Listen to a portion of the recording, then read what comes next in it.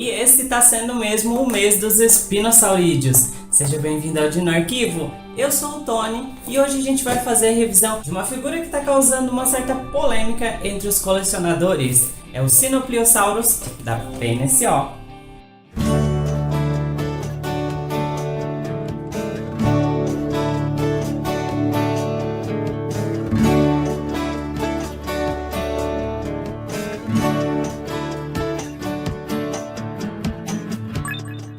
Alguns meses atrás eu tinha recebido um e-mail do meu amigo Dave, do Dinos and Dragons, dizendo que a PNSO futuramente iria lançar um Suchomimus. Ele até tinha uma das fotos do livrinho, né, que acompanha essa figura. Eu fiquei super contente, né? Afinal, eu adoro os espinossauridos, vocês já estão cansados de saber disso.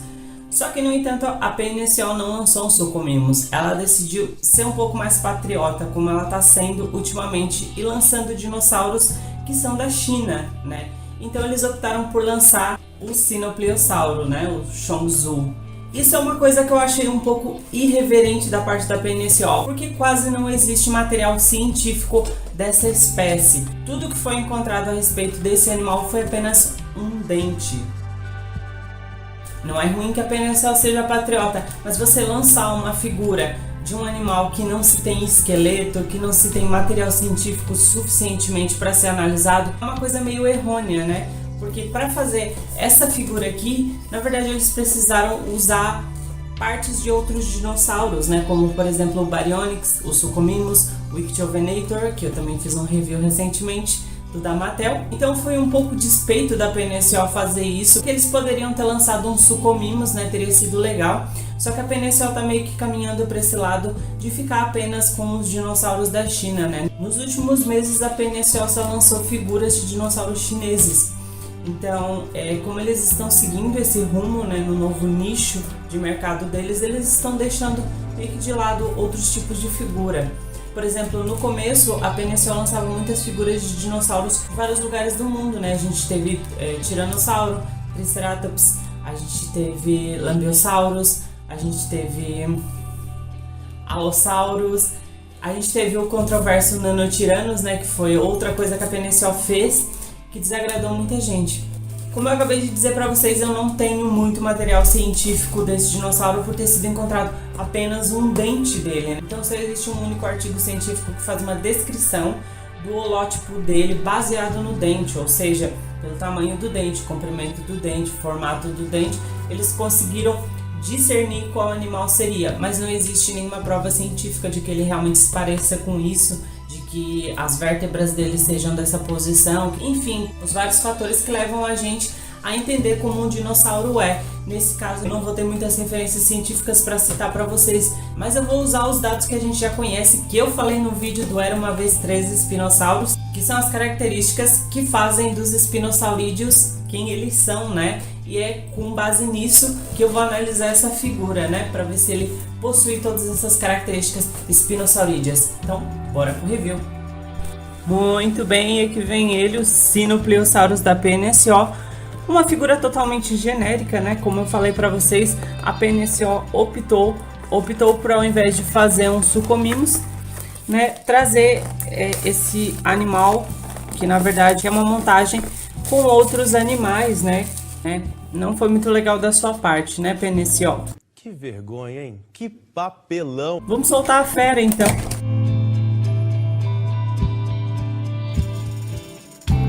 Eu achei engraçado que normalmente as caixas da PNSO são mais largas, né? Mais gordinhas assim. E esse ele veio completamente achatado, né? Eu nem falei da embalagem, né? Mas é a padrão da PNSO, tem a numeração do espécime. A figura na frente, né? Aqui ao lado também. Mesma coisa do outro lado, só que em inglês, né? De um lado é em chinês e o outro lado é em inglês. Aqui embaixo um monte de coisa que a gente nunca lê. Aqui do lado também um monte de coisa que a gente nunca lê. Aqui dentro da caixa também tem o livrinho dele, né?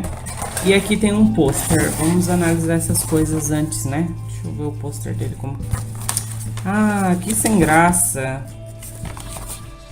Muito sem graça. É um pôster da figura. Nossa, e bem Photoshop bem mal feito. Aqui a gente consegue ver que tinha um fundo branco, né? Dá pra ver o recorte aqui ao redor, né? Não foi, né? Gasto de papel desnecessário, né? PNSO. Esse livrinho vocês sabem que eu não gosto muito dele, né? Porque não tem nada muito interessante. É só fotos do Dino. E aqui uma micro historinha dele. Só que essas histórias já não são mais como aquelas que eu contava pra vocês lá, que tinha aquele negócio mais emocionante, assim, que falava do dinossauro como se ele fosse quase humano, né?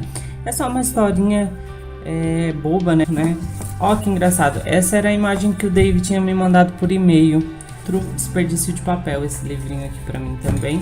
Podiam continuar mantendo como era antes. Então vamos pro que interessa, né? Que é esse garotão que tá aqui, né? Apesar dos pesares, eu tô muito feliz por essa figura, né? Querendo ou não, eu tô realmente muito feliz. Ele vem nesse plastiquinho, embaladinho como sempre. Engraçado, dessa vez o pedestal não vem encaixado aqui, né? Ou em alguma parte, eu acho que esqueceram de fazer isso na embalagem. Vem aqui atrás dele, mas o espaço é bem fundo, tá? Não fica pressionado contra o dinossauro, não tem perigo de arranhar. E também tem esse plástico. Vamos pôr isso pra lá. Vou tirar aqui o pedestalzinho dele primeiro do saquinho. Vem no saquinho com ziplock. Montado o pedestal. E vamos tirar o bebê do embrulho. Olha que coisa mais linda. Isso é uma masterpiece, é uma obra de arte. É muito bonita essa figura, né? Como eu falei agora pra vocês, apesar dos pesares, né? Entre mortos e feridos, salvaram-se todos, né? É realmente muito, muito lindo, né? Vamos ver o teste de estabilidade. Ele fica de pé, sem precisar do pedestal, né? Mas a gente sempre coloca, porque principalmente nos dias de calor, eles tendem a entortar os pés, né? Qualquer figura, na verdade, isso acontece. Vamos começar a nossa análise falando da coloração, né? Vocês já sabem que eu não sou muito fã dessas colorações que lembrem muito predadores mamíferos, né? E a PNSO continua sempre com essa mesma tonalização, né? De laranja, amarelo queimado, né? Esse terra de siena, esse bege. Mas pronto, eu acho que não vale a pena eu estar falando aqui do que eu acho, né? Ou deveria de achar, porque a figura não é do jeito que eu quero, ela é do jeito que ela é. Então eu vou analisar ela do meu ponto de vista, né? Eu achei que essa coloração caiu muito bem, ficou muito bonita. Gostei da mescla de cores que eles escolheram, né? Eu não sei se vocês conseguem ver muito bem, mas ele tem tons diferentes. Aqui no dorso dele a gente tem um terra de siena bem escuro, um tom quase marrom, um castanho avermelhado. E aí ele faz uma transição para um amarelo ocre, né? Um amarelo ouro aqui nessa parte. Depois tem um tom de bege aqui mais claro, né? Vocês conseguem ver, porque tá bem evidenciado aí, né? Embaixo na barriga ele tem um tom de ocre levemente acinzentado. E daí dá uma diferença com esse tom aqui de cima. Você vê realmente que é uma variação da cor, né? Não é simplesmente uma cor sobreposta à outra. A sobreposição de cor que a gente tem é aqui nessas cavidades, olha, a gente tem aqui atrás do braço dele, né, na sobreposição do ombro, um tom meio avermelhado, um tom meio alaranjado, que é aquele mesmo tom que a PNSO usa em todos os dinossauros, só que aqui nele ficou um pouco mais escuro. Aqui atrás da pata também tem esse mesmo tom avermelhado, isso é muito legal, variações de tom num dinossauro é muito bom, muito legal. E aí por cima de tudo isso ele tem esses padrões, né, que parecem meio que chamas, né, uns tigrados aqui por cima, que são num tom de marrom bem escuro, chega a ser quase preto mesmo, mas quando você olha bem na luz, ele é um tom de marrom, né? Ficou bem bonito, né? Aqui perto do final, a cauda já fica num tom mais claro do que o corpo, né? As patas dele a gente tem esse tom de marrom, que é o mesmo aqui de cima, né? Foi dado só um airbrush aqui bem rápido. Nas patas da frente também a gente tem esse mesmo tom de marrom. E nas garras dele a gente tem uma variação de cor um pouco inusitada, né? Geralmente pinta-se as garras de marfim. Mas eles pintaram as garras dele de ocre, tanto as da mão quanto as do pé. Olha aí que interessante, que diferente, né? Decidiram optar por essa coloração. Achei legal uma variação como essa, né? É diferente, a gente nunca vê, mas pronto. Do outro lado a mesma coisa, só que desse lado tá mais bem feito do que desse, né? Isso sempre acontece com a Peneciol, com a Papo, com todas elas, né?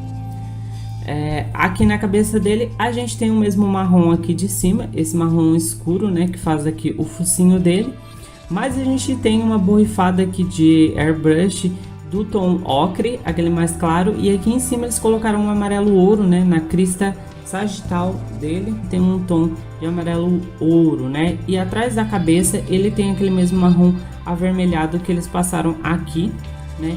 Eles passaram por cima do amarelo castanho que já tinha aqui, né, das duas cores, e fizeram aquelas listras tigradas, ficou muito bom, muito bacana, né? O focinho dele é totalmente escuro, né, naquela coloração mais escura. Aqui embaixo é a mesma coloração da parte de baixo dele toda, né? Achei interessante eles fazerem essa diferenciação da parte de cima para a parte de baixo, né? Normalmente eles têm aqui um degradê sempre ou alguma coisa, mas dessa vez eles fizeram tudo plano mesmo. O olho dele é só um pontinho preto, né? Mas eles fizeram questão de passar um verniz brilhoso, né? Então a gente vê ali que ao redor do olho dele tem um certo brilho. Os dentes deles são minúsculos, são muito pequeninos e vamos abrir a boca dele aqui. E são muito bem pintados, obrigado. Eles têm a coloração mais clara, né, de marfim, mas eles também têm uma certa sujidade por cima, né, sujaram ele, passaram algumas pinceladas por cima, né, para deixar ele um pouco mais sujo, né, isso é legal, isso dá um pouco mais de realidade. O mesmo verniz brilhoso da cabeça tem aqui no músculo maxilar dele, né, que é o músculo que puxa a mandíbula. Uma coisa que eu já notei agora que eu não gostei foi o encaixe, né, do músculo inferior da mandíbula com o músculo superior aqui. Você vê que tem um certo desnível ali, né? Não fica muito bem encaixado como todas as outras figuras, né? Conforme você mexe, pode abrir o máximo que você quiser, não vai encaixar, né? Tá maior a parte de baixo do que a parte de dentro. Aqui já tem um erro. Os dentes de baixo dele continuam minúsculos, né? E ele tem aqui um detalhe muito importante, né, que faz parte dos espinosaurídeos. Agora a gente já vai começar a falar da morfologia dele, né? A gente tem aqui embaixo a roseta maxilar, ela é realmente uma roseta, tem todos os dentes ao redor aqui da parte final da mandíbula, né, da ponta dela. E aqui em cima a gente tem a lacuna subnarial, eu já falei para vocês sobre isso no vídeo dos espinossauros, né? E a mandíbula dele encaixa perfeitamente, né? Como era de se esperar, porque o espinossauro deles, o Essien, já tem esse encaixe perfeito, eu não ia duvidar em nenhum momento que essa figura fosse encaixar perfeitamente, né? Aqui do outro lado a gente também consegue ver, né? Tá bem encaixado. Aqui tem um pouco de excesso de verniz, né, da minha figura, onde foi pintado aqui dentro a parte brilhosa, eu acho que deve ter escorrido um pouco, né? Aqui no focinho dele a gente tem uma escamação muito bonita, a maneira que foi esculpida, as escamas são mais grossas aqui na ponta, né? E elas reduzem, ficam bem pequenininhas, quase invisíveis, e aumentam um pouco aqui perto do olho, perto da boca. Aqui ao redor do olho dele a gente também tem alguns detalhes, né? Só que o brilho tá atrapalhando um pouco, vocês não conseguem ver. A gente tem uns certos detalhes que formam a fossa orbital dele, né? Essa região toda aqui da fossa orbital. Tem algumas escamas mais grossas, tem outras mais finas, né? Ao redor do olho dele, que é só um pontinho preto. Aqui embaixo da mandíbula, ele tem bastante escamas também, né?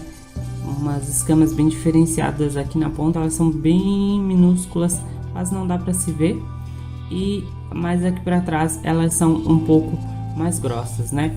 Dentro da boca dele aqui, a gente tem uma língua bem curta, né? Eu achei interessante eles colocarem língua, né? Porque como eles são parentes dos crocodilos e jacarés, eles normalmente não têm língua, né? Como acontece naquela figura da safari que eu já mostrei para vocês. Mas eles decidiram colocar aqui. Dentro da boca dele, a gente tem detalhes também. Você consegue ver Lá no fundo, garganta, os outros detalhes também aqui da parte de cima. E aqui a gente consegue ver, né, a passagem do nóstril, né, tem uma entradinha aqui do furo nasal dele, né. Aqui a gente consegue ver muito bem a lacuna subnarial, né, aqui a entrada da lacuna. E ficou muito bem esculpido, mas isso provavelmente foi tirado do Baryonyx, né. A gente vê que aqui ele tem o nariz mais perto do focinho, né, não sei se vocês conseguem ver.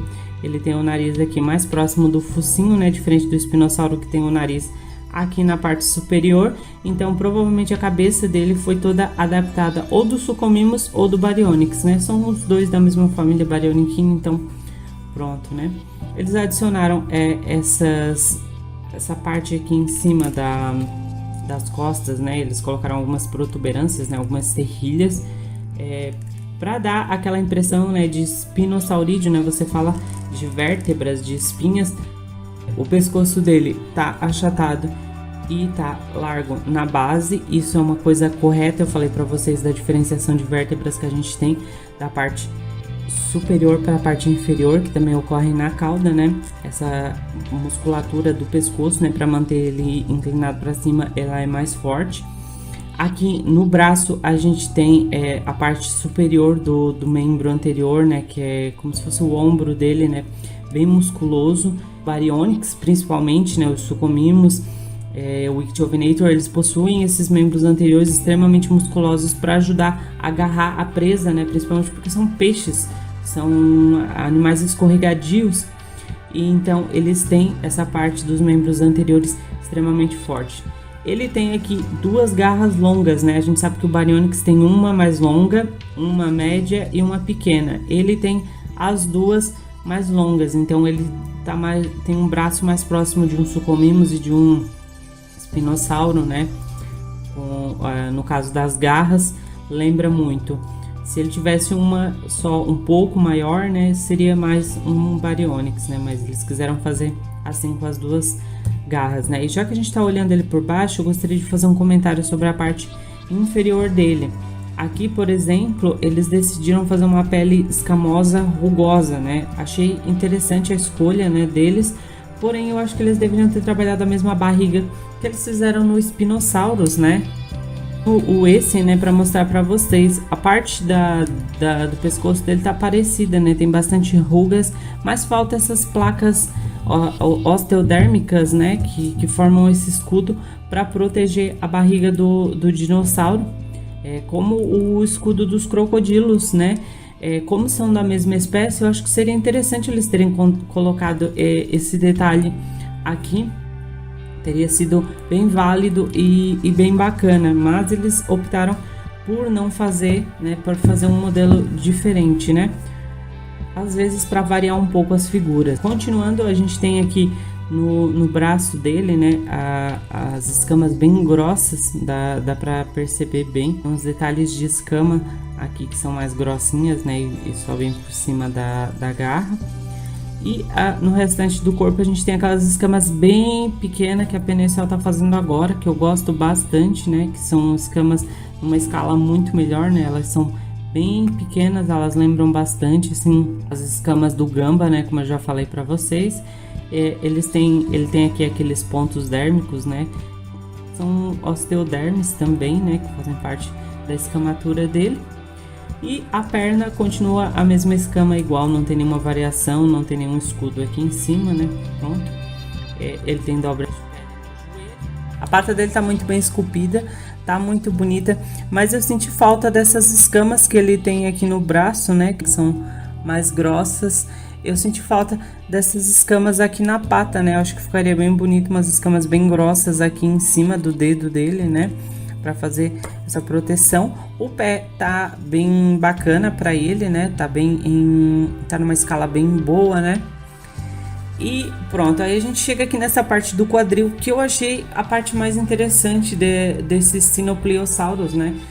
Que eles fizeram aquela depressão, né? Ichthyovenator, né? Isso aqui com certeza foi tirado do Ichthyovenator, né? Que é aquela vértebra menor, né? Mais baixa, que ele tem sob o quadril, né? Na parte superior do ilho, que faz essa depressão, que faz como se fosse um vale, né? Ela desce e faz essa forma de onda na parte da frente e elevação na parte de trás, meio que divide a vela, né? Eles decidiram colocar esse detalhe, né, nesse dinossauro. Eu achei bem bacana, bem interessante. A gente não tem muitas figuras do Ichthyovenator e essa faz lembrar bastante ele, né? E agora a minha parte favorita dele, que foi essa cauda que eles colocaram nele, né? A gente já sabe hoje em dia que o Spinosaurus, ele tem uma cauda bem plana na ponta, né? E mais larga no topo. E ela lembra muito a cauda de um crocodilo. E essa foi a ideia que eles trouxeram nessa figura. Eles adicionaram essa cauda bem achatada, com a ponta arredondada, adicionaram inclusive esses espinhos, né, que é bem comum a gente ver nos jacarés, nos crocodilos, nos caimãs. E isso ficou muito bonito e muito bem feito, mas como eu já disse para vocês, isso é genérico, isso não tem como você saber se está cientificamente acurado. Mas para essa figura funcionou muito bem, porque é uma figura de um animal relacionado, né, aos crocodilos, aos jacarés. Supostamente, né, eles fazem parte do mesmo nicho. Aqui a gente consegue ver melhor a cauda, né? Ele tem essa parte mais larga, né, e ela achata completamente até chegar no final. Se você olha ele de baixo, parece uma cauda normal, mas se você olha de cima, né, tem aqui um detalhe de musculatura muito bacana, né, para ele usar a cauda como remo, que deixa ele muito mais bonito, né? Eu não comentei, mas ele tem aqui uma cloaca, né? Tem aqui uma cloaca. As solas do pé dele também são bem esculpidas, né? A gente tem aqui os detalhes dos pés muito bem esculpidos, né? E acho que o que eu tinha para falar, para revisionar sobre essa figura é isso, pessoal. Não tem dados científicos suficiente para falar sobre ele. Vamos de medidas antes de começar a comparação. Ele tem mais ou menos, né, da ponta do longo focinho dele até a ponta da cauda, ele tem em torno de 31,5 mais ou menos, né, porque a cauda está curvada. Considerando que esse animal supostamente teria 9 a 10 metros, 30 centímetros não colocaria ele numa escala de 1/35, como a PNSO disse, né? Seria mais ou menos uma escala de 1/30, então, né? Já começou errando nessa parte aí. Então vamos comparar ele com outras peças, né? O primeiro candidato da lista seria o Espinossauro da PNSO, considerando que o Sinopleosaurus tem mais ou menos o tamanho de um Baryonyx.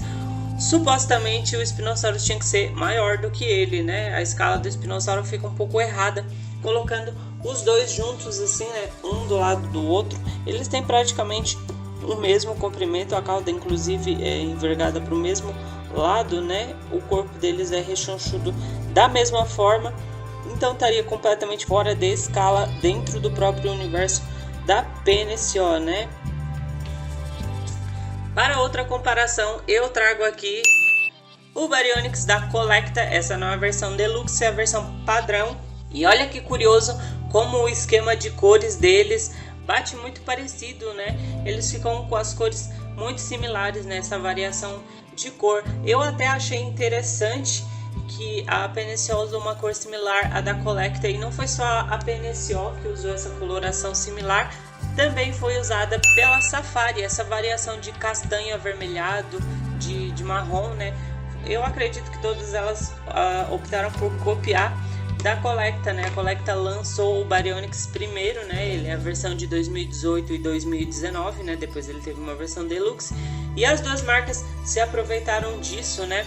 Perto do da Safari, o da PNSO é bem maior, é claro, né? A cauda dele é mais longa, né? E o corpo dele mais robusto, e ele é mais alto.